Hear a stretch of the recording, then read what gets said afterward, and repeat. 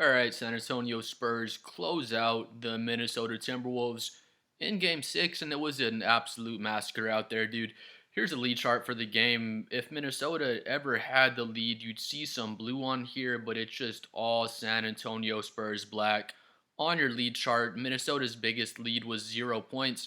San Antonio's biggest lead was 37 points. The game was never tied. There was zero lead changes. San Antonio's biggest run was 20 points. So that's just how you come out and close out a playoff series on the road. Minnesota, all their fans were so quiet. It was great to watch. It's 8 minutes left in the fourth quarter. I've never seen this before in my life. Kobe Bryant, Micheal Jordan would fucking throw up. It's 8 minutes left in the fourth quarter. Chris Finch and Anthony Edwards are over in the Spurs huddle or over at the Spurs bench, and they're dapping everyone up and telling them good series. It's a 33-point game with 8 minutes left in the fourth quarter. I get it, the game's probably over. Probably be the biggest miracle of all time to come down from 33 with 8 minutes left, but I don't think it's impossible. I mean, I guess you keep your starters out there and try to win the game. But if you watch the game, it was just so obvious. Minnesota was so overmatched. When Wemby was in the game, they couldn't get anything going offensively. He's just a black hole down there in the paint. If y'all hadn't seen, there was a stat throughout the series, even just throughout the regular season, but this series in particular, when Wemby was the primary defender on any player on offense, they were shooting about 37%. That wasn't just on shots in the paint. Let's say Wemby's guarding your three-point shot, Wemby's guarding your mid-range shot. You're going to shoot right about 37%, which is really bad. Just an awesome effort. We'll get to the player stats in a second here. Spurs come out, they blitz the Timberwolves in the first quarter, like we do a lot of the time. Get up about 10 points or so, maybe 12 points in the first quarter, blow it open, get up 30 points right here. We're actually up at that point just about 33-point lead, and then Minnesota starts chipping away. They cut it down to right about 11 points before halftime. If y'all remember, Anthony Edwards hits a left wing three, and then almost at the end of the second quarter, gets a little pump fake. He takes a little left side step and knocks down a wet ass three in the corner. And we do that a lot. We'll come out and blitz teams in the first and second quarter, and then once it comes down to the end of the second quarter, the start of the third quarter, we'll kind of take our foot off the gas. Which, I mean, if you look here, they were able to cut it down to 11 going into halftime, but then we just come out and blitz them in the third.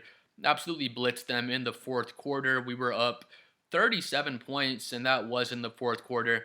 So I think this, all right, Center, closing teams, because again, we would close games out in the regular season, but a lot of the times we'd have a 20-point lead at halftime, then we end up winning the game by 5 points, and there was a couple of times where we totally blew some of those leads, so it's good to see us actually closing out games down the stretch.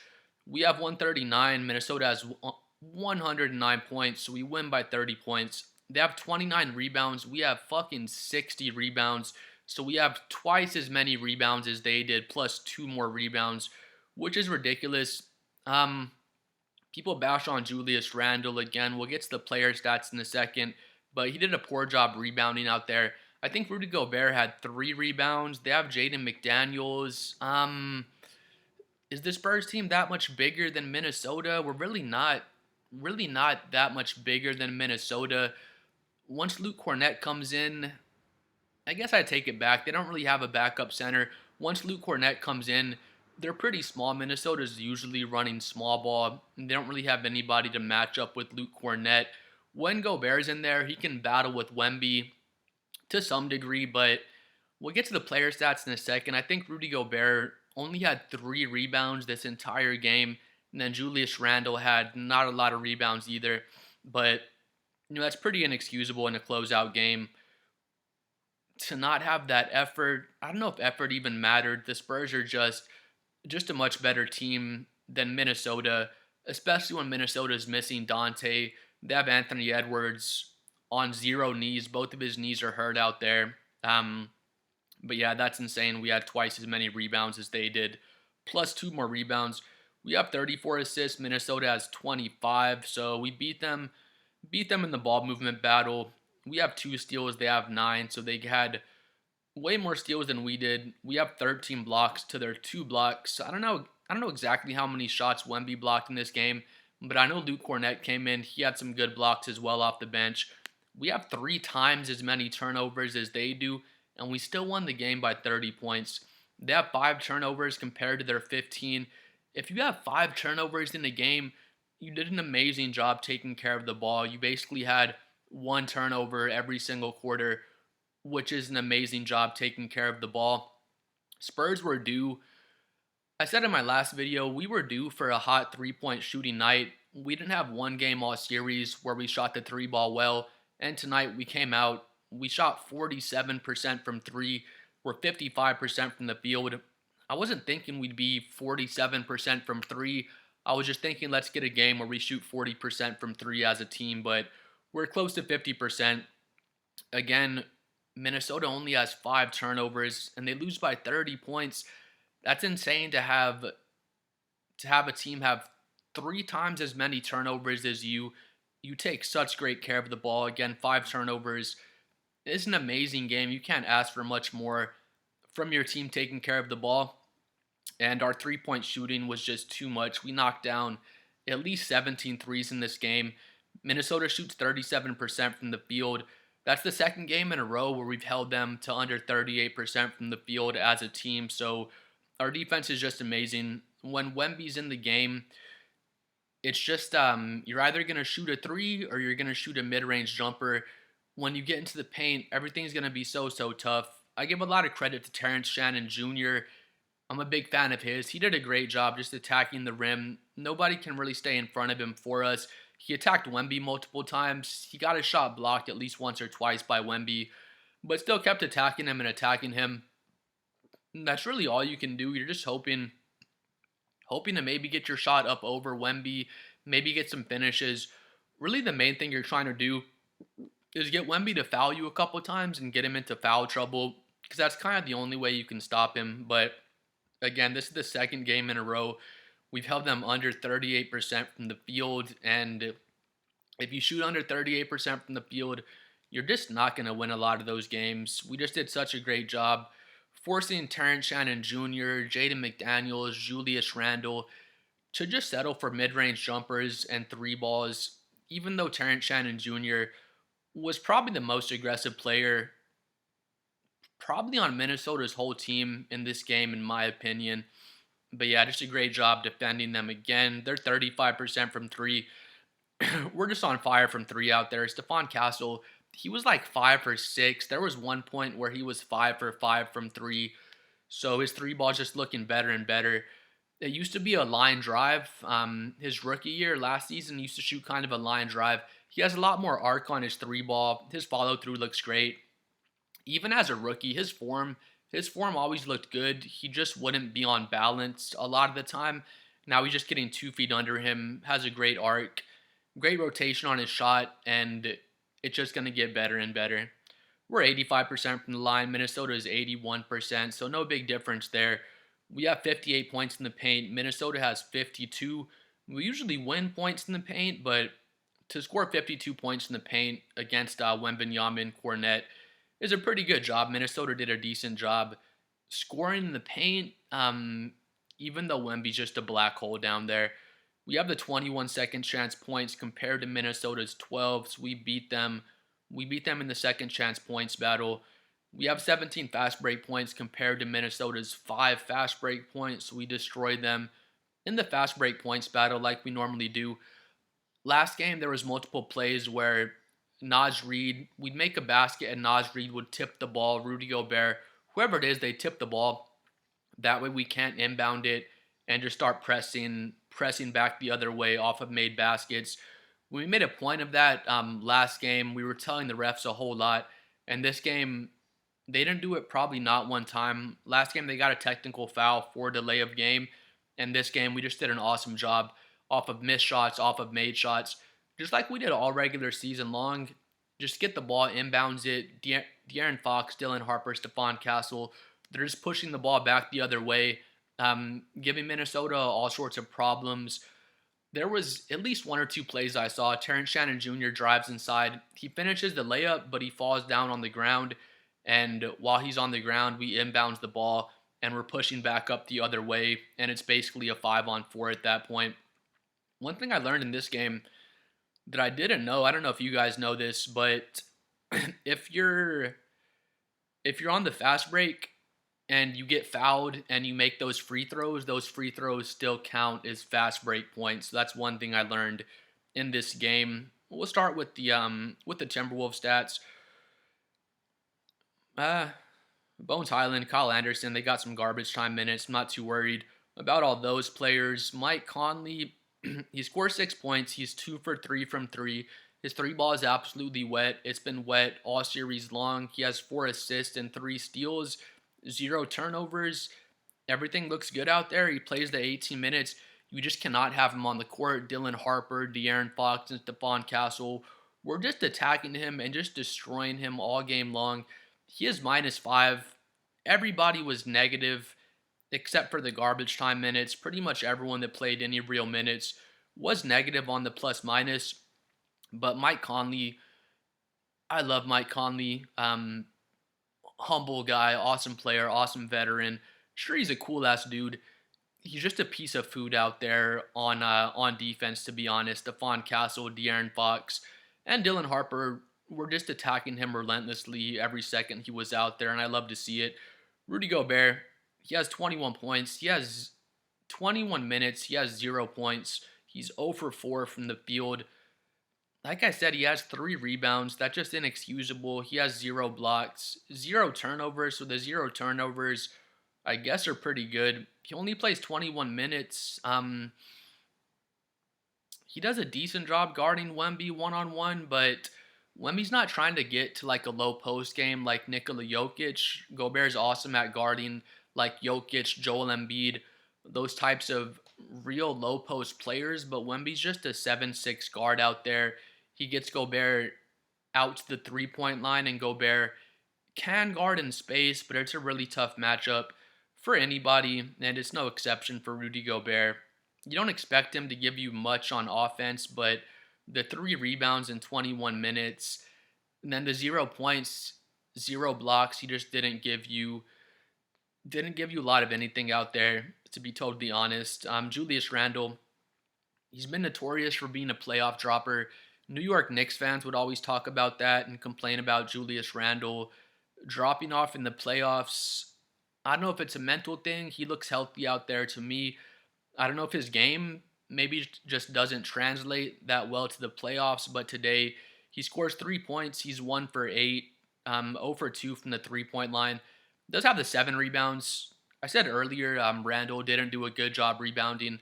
I take it back. I lied. He has 7 rebounds. That's a decent job rebounding the ball.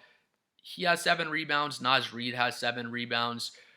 Rudy Gobert with the 3 rebounds. It's just really, really bad, dude. 1 assist, 0 turnovers for Julius Randle. So if you want to take some positive out of it, he has 0 turnovers. He's -34. He's the biggest minus on the plus minus. I don't like to only look at plus minus, but in this game with Julius Randle, it really told the truth. He's a bully ball player. He wants to get down low. He wants to bully guys and just get down there and get and ones and get all sorts of physical finishes down there. Randle wants to take maybe 4 or 5 threes every game. Maybe he'll make 1 or 2 of them and just kind of stretch the defense out a little bit. But all series long, we've been forcing Randle to just take 3 balls, just settle for mid-range jumpers. Keldon Johnson will be matched up against him. Devin Vassell, he can't really bully those guys the way he wants to. And if he does get into the paint and gets 2 or 3 power dribbles in the paint and tries to turn around for a finish, now Wemby's already there helping out. So, he's not a good enough 3-point shooter to be a threat out there. His mid-range jumper isn't consistent enough. And people have been talking about Randle, just saying he's a notorious playoff dropper. He has been. The numbers do back that up. But it's just a really bad series matchup-wise for Julius Randle because Keldon Johnson can match his physicality Same thing with Luke Cornett. Once you get inside, Wemby's down there to contest your shot. If Wemby's not in the game, Luke Cornett's in the game. So just always elite rim protection. And it was just really rough for Julius Randle. He was getting attacked defensively as well. He has a lot of breakdowns on defense, and he was just a really bad negative for the Timberwolves in this series. Jaden McDaniels, he has 13 points. He's 4 for 13, so bad efficiency out there. 2 for 4 from three, so good 3-point shooting. He has the 3 assists, 1 block, 0 turnovers. He does have 5 personal fouls. I don't think there was one game all series long where Jaden McDaniels didn't pick up at least 4 personal fouls. We did a great job just attacking him and just forcing him to foul defensively. Stephon Castle, De'Aaron Fox, Dylan Harper, we're just attacking him. There was one play in transition. It's Dylan Harper versus Jaden McDaniels one-on-one. If you guys remember, I think De'Aaron Fox throws a hit-ahead pass to Dylan Harper. He catches it. One dribble, goes up off 2 feet, jumps right into Jaden McDaniels' body, and gets an easy right-handed finish. Jaden, he already had 4 or 5 fouls at that point, so he couldn't really contest the shot the way he wanted to, but he was just in foul trouble all series long. He can knock down the threes, he can knock down mid-range jumpers, but we just did an awesome job defending him. Stephon Castle, De'Aaron Fox was tagging him at points.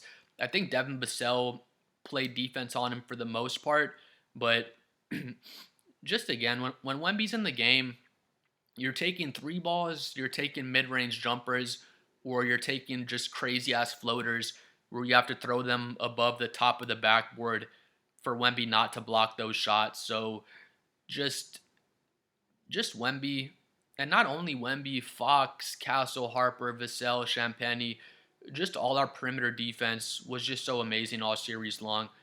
Ayu Dosunmu, I'm a big Ayu fan. He had the 10 points on 50% shooting, 9 assists as well, 0 turnovers. Ayu he played his part out there. He did enough on his end to help his team win the game, but they're just so outmatched by San Antonio. We'll talk about Terrence Shannon. I mean, him and Naz Reid were great. Naz Reid has 18 points. He's 7 for 13. He's 3 for 7 from 3. 7 rebounds, 1 assist. Like I said, he knocked down 3 threes. 2 of them were tough-ass threes, though. One of them was a catch-and-shoot 3 in the corner that I remember. Another one, he was off the dribble. He stepped back for a left corner 3. Another one of them, it was a straightaway 3, but again, he had to dance into it off the dribble. So he's 3 for 7. He's efficient from 3, but 2 of them were tough looks off the dribble. It wasn't like he was wide open. He's above 50% from the field. 18 points and 7 rebounds. Naz Reid did his job. He did a great job out there.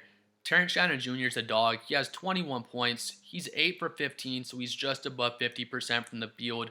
Only 1 turnover, 2 rebounds, 1 assist, 1 steal. He's a solid defender. He's really athletic, does a great job playing point of attack defense on the ball.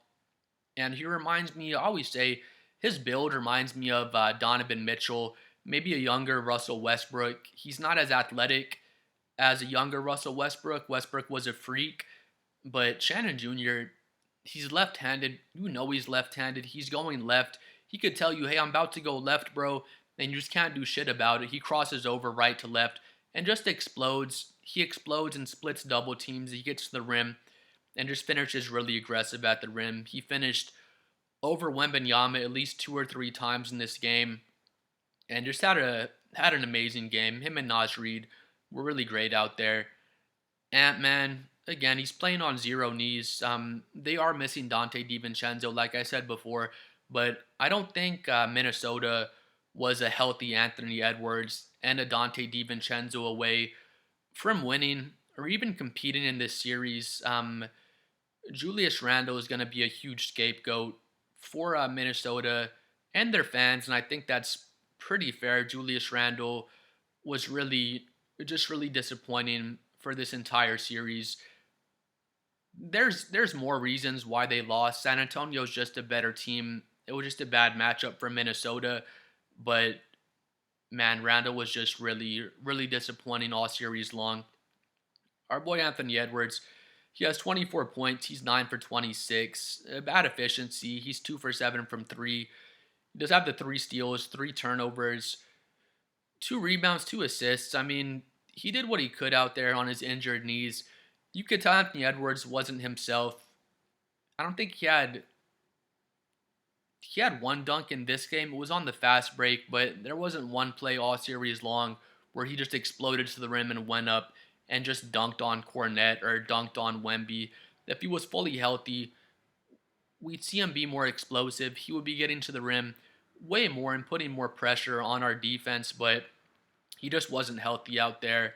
Um, just an inefficient shooting night. I heard someone say this might make Anthony Edwards better because instead of relying on his athleticism just to blow by guys and get to the rim, now he has to play basketball more with his head, has to use his footwork, has to get to his spots and be more selective with his shot selection because he can't just explode to the rim. But he just wasn't healthy out there. Anthony Edwards, he was maybe 70% for this entire series. I heard people saying Ant-Man, he's just going to get more and more healthy as the series goes on, which I thought was kind of confusing because he's playing every other night and he just wasn't healthy out there. But Anthony Edwards did everything he could, and I'm just a big Anthony Edwards fan. He was talking shit from game 1 all the way until game 6. He didn't talk a lot of shit in game 6, but you know, I'm a fan of Anthony Edwards. Moving on to the Spurs, Carter Bryant has 3 points. He's 1 for 3. He has 6 rebounds in his 13 minutes, so just great hustle from Carter Bryant. As always, he has 0 turnovers. He had 3 turnovers in game 4. He had at least 1 in game 5, so it's good to see him kind of settling down to the playoff pace out there. His one bucket was an alley-oop. I want to say it was from Stephon Castle. He had a nasty little baseline alley-oop dunk, so that was nice to see from Carter Bryant. Cornette only plays 14 minutes. It felt like he played more than that, but he was amazing. Has 6 points on 2 for 3 shooting, 6 rebounds. He has fucking 4 blocks out there. He just did an insane job protecting the rim. Luke Cornette, he'd be a starting center on most teams in the NBA, so it's crazy for us to have Luke Cornette to come in and back up Wembanyama. He went really under the radar for offseason acquisitions, but Luke Cornette has been so huge for us. We lacked a backup center so badly last season, and now we have basically a starting caliber center playing backup center for us. Let's see, Devin Vassell, he had 11 points on 4 for 10. He's 3 for 7 from 3. If he can do that every single game, that's fine by me. If he can knock down 3 of his 7 threes, 40% shooting isn't great, but he's a volume scorer.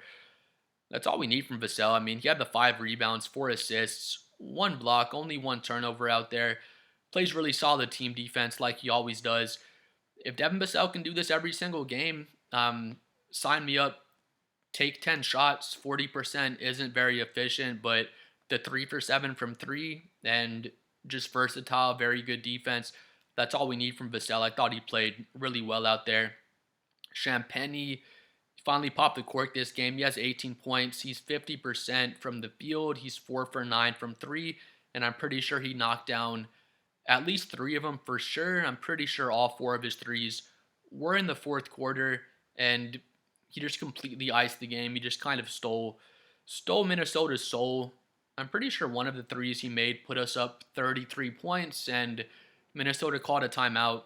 Like I said, shortly after that, Anthony Edwards and Chris Finch, never seen it before. They're all over there dapping up San Antonio's team with 8 minutes left in the game, and it was just awesome to watch. 2 steals as well for Champagny. His 3-point shooting has been a bit off, just in the playoffs in general, to be honest, but it's good to see him knock some down in this game. Even though it was basically in garbage time, it probably helps Champagny's confidence. There's going to be at least 1 or 2 games in the Thunder series coming up where Champagny will probably be on fire. knock down 5 or 6 threes and really help us win one of those games. Let's see. Dylan Harper is amazing. He had 15 points. He's 6 for 8, one for 3 from three, 5 rebounds, 2 assists, 1 block in his 25 minutes. He's 6 for 8 from the field. Dylan Harper's efficiency, his shot selection, his defense. Harper's just such an amazing player out there. His pace, I'm not saying he's going to be as good as this guy, but his pace is pretty much just like SGA. He's never moving too fast or too slow. No one speeds him up. No one slows him down. The way he comes off of pick and rolls and kind of just snakes his way into the paint, the way he gets to the rim and finishes at the rim with either one of his hands, really reminds me a lot of a young SGA. When Shea first came in the league, it was a lot like Dylan Harper. He was just a guy that could get downhill, elite finisher at the rim, and just play really high level defense. He didn't have his mid range shot quite yet, and then SGA developed that as his career went on. But yeah, Dylan Harper. The most impressive thing for me is just his pace and his feel for the game. Nobody would know this guy's a rookie unless we told you he is. He plays like he's a veteran out there. Champagny, we already talked about Vassell. De'Aaron Fox was amazing. He's 8 for 10, 21 points, 9 assists, 4 rebounds. He has 2 blocks. I didn't even realize he had 2 blocks, only 1 turnover. And that's what we need from De'Aaron Fox. We'll look at De'Aaron Fox under a microscope just because we're paying him max contract money. He's 3 for 3 from 3 out there as well, knocked down all 3 of his threes. We're paying him max contract money. So if Harper or Castle outplays De'Aaron Fox and we lose the game, we're always looking at Fox under that microscope, and I think it's totally fair because he is getting paid max contract money, but this really all we need from De'Aaron Fox. If he's shaky in game 1, 2, and 3, I'll let it go. Once it's game 4, 5, and 6, he'll step up, and he's done that in these past 3 games. This was just an amazing game for De'Aaron. 21 points, 80% from the field, 9 assists out there, only 1 turnover. He's our best guard out there. You could say Castle's better than him overall with Castle's defense. It's kind of tough right now. But De'Aaron Fox, he's the best player on our entire team on offense when it comes down to just getting an isolation bucket. If it's the last 5 minutes of the game, nobody has anything going, we can give the ball to De'Aaron Fox, just run an isolation play, and he can blow by his defender. He can create a 3 ball for himself. He can get to the free throw line and create quality looks for himself in the ISO. Sometimes they go in, sometimes they don't, but he's still our best isolation scorer on the entire team, and you just need a guy like that in the playoffs. I feel like De'Aaron Fox has been really solid all playoffs long. Spurs fans still look at him as the scapegoat if we lose games and he doesn't play up to his standard, and that's just how it's going to be just because of how much money we're paying De'Aaron Fox. But I think he's been great so far in the playoffs. Our boy Wemby, he has the 19 points. He's 6 for 11, just above 50% from the field. 6 rebounds, 2 assists, 3 blocks. He does have the 4 turnovers, so a bit of an off game for Wemby. The 6 rebounds in 27 minutes. I guess you'd expect him to have more, but Stephon Castle has the 11 rebounds out there. We just did a great job rebounding as a team. Wemby will have 2 guys trying to box him out. And then Stephon Castle, Vassell, Champagny, whoever it is, they'll slide in to get the rebound because Wemby's just drawing all that attention from the other players. But just a solid game for Wemby. The 4 turnovers is rough. He has the 2 assists, so not a crazy game playmaking out there either. But I thought Wemby was just fine out there. Stephon Castle's on fire to start the game. De'Aaron Fox was cooking to start the game as well. Just let the other guys go to work. If the team was struggling, I'm sure Wemby would have taken more shots. But just like Tim Duncan, he played within the flow of the game. He realized Stephon Castle was on fire and cooking, and he just let that man cook. I thought Wemby was just fine out there. I heard people trying to say, "Oh, Wemby had an off game," or He didn't score 30 plus, but 19 points on above 50% shooting is more than enough. We won the game by 30 points. So, again, if the team was struggling, I'm sure Wemby would have taken more shots, but he just played in the flow of the game. And then finally, Castle, he didn't even play 30 minutes. He's just under 30 minutes, but he scores 32 points. He's 11 for 16 from the field, 5 for 7 from 3. He was 5 for 5 at one point. He took a 3 on the right wing. It was off the dribble. I pretty much knew he was going to take it. He had just knocked one down, and I was thinking, here comes a heat check for Stephon Castle. Sure enough, he took a deep ass 3 on the right wing off the dribble. He missed that one. When he missed the shot, I was kind of thinking to myself, we could have got a better offensive possession than that, and we definitely could have, but fuck it. Stephon Castle earned it. He was on fire from 3, and he let one rip, and he ended up missing that one heat check 3, if y'all remember that shot. But he has the 32 points, 11 rebounds, 6 assists, only 2 turnovers out there. He's playing elite defense all game long, and this is Stephon Castle's this is his best game as a San Antonio Spur. He had the 40-point triple-double earlier in this season. That was an amazing game, but this game came in a closeout game in the playoffs, and I'm sure Stephon Castle is way more proud of this game than he is of his 40-point triple-double. But I mentioned earlier in the video, as a rookie, Stephon Castle's shot was really flat. He would be off balance a lot of the time on his 3 balls. This game, just since the All-Star break, honestly, he's done a much better job. He catches the ball, gets both of his feet underneath him, gets much more arc on his 3 ball. Great follow-through, great rotation. His form has always looked good, even since he was a rookie, and now the shots are just starting to go down. If Stephon Castle is knocking down 5 of his 7 threes, De'Aaron Fox is 3 for 3 from 3, you're just probably going to lose most of those games. Castle's so aggressive getting into the paint. I always say De'Aaron Fox gets in the paint with speed, Dylan Harper gets in the paint with finesse, and Stephon Castle gets in the paint with violence. There was a play where he bullied Julius Randle. He missed the shot, but he gets all the way down right underneath the rim, and he's just backing Julius Randle down. Julius Randle's a gigantic man, and Stephon Castle just bullies him underneath the rim. He ends up missing that layup. There's another play where he bullies Anthony Edwards and gets the rim for a left-handed layup, knocks down the 5 threes. He had a nasty-ass and one in the first quarter. He goes up with 2 hands. He's going to dunk it. I want to say Jaden McDaniels hits him on the arm, and he switches to a little scoop for a nasty and one at the rim. Just Stephon Castle's best game as a Spur. Just amazing performance for Castle. And him and Harper are just future superstars. I think we can all see the writing on the wall at this point. And then they already have De'Aaron Fox riding along with them. Our 3-guard trio is just amazing. Then you come in with our role players. I didn't even mention Keldon Johnson this game. He played 10 minutes. He's over 2 out there. 2 assists. He was amazing last game. Just had a bit of an off game this game. Castle was on fire. Dylan Harper was playing really well. Carter Bryant got the 13 minutes.